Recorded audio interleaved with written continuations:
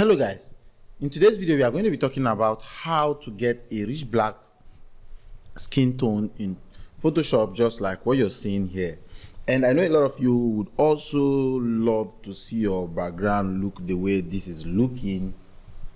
So in this particular video, I'm going to take my time, show you how I did this, and I'm going to make it short and quick. So this is how I shot the image. Actually, this is how I shot the image.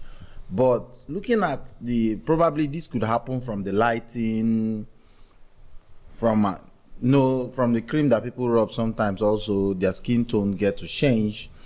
So we have to match the skin first of all, then give it the look that will suit the skin or something better.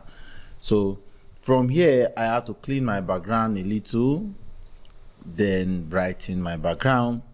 This particular video is not about me telling you how to brighten your background, so I'm going to skip that. Then this is me selecting. This can be deleted. Yes, delete. So this is me now merging everything together. Then this is me now doing my frequency separation. It was just a simple frequency separation. As you can see, not much work was done. And as I'm about doing this, I can say, let me come back here. Sorry, change my brush to paintbrush. Make sure I'm using the paintbrush for this.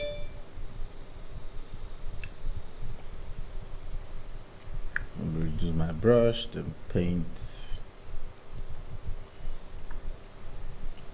So these are little areas that you could go into when you're doing your frequency separation, which is very important, and you wonder how this can easily change the look on your images. So all these areas are areas that you should touch. So that aside, we are done with our frequency separation. Now to match the skin, you have to pick a particular area that is in the mid-tone range.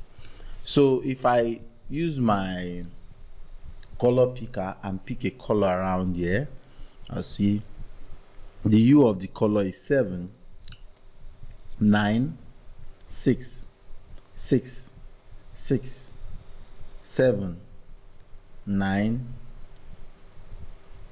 So it seems like they are all around the same color range. So what I did was I selected, let me see what I selected. I selected 8, which is around here, and I matched it to the whole body. So this is me now matching it to the whole body. I have to increase this though. I have to increase it to about 50. Let me bring it down to 30 and see. Okay, 30 is fine. So I have to keep it, let's say I keep it around 30.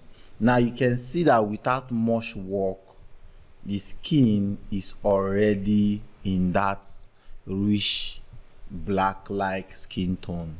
Then I have to use my selective color to add a little pop on the black, which is me reducing the red here. Then in the yellows, I have to make sure I'm also trying to reduce more of those colors. Then I can now come to saturation and add about, let me say add about 4 and say okay. Now that has made it look more rich than it could be. Then I now add this to brighten my background. So you know how selective color works. If you want to work on white, you can go to the white. If you want to work on yellows, you go to yellow. So this is me working on my white. That's why the white is looking the way it's looking right now. So let me say at this point I merge everything together, and I want to bring out just the highlight. So I'll just come to screen. Then remember the picture is on a white background, so whatever we're doing we have to also try and see that also. So just bring this out, then also take it to camera raw. Sorry, before I take it to camera raw, I can just put it in a group, then apply mask. So when I do that, you notice that it's not much anymore. Then I merge everything together again. Then I'll take it to camera raw, where I am still going to increase the highlight a little.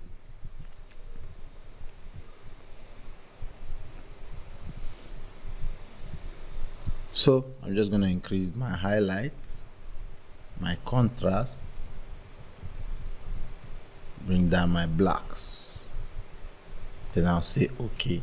At this point you might be wondering, is the image not spoiled? No, the image is not spoiled yet. So we have to group this, then bring in our selection, drag the selection into the image, drag it into the group. Then you see at this point now everything has gone back to normal, just the skin that has a little bit of glow. So what we are going to do at this point is to reduce the opacity. So we have our glow, but it won't be like something that is destroying our image. So we have a little bit more depth doing this, so our image is looking way better.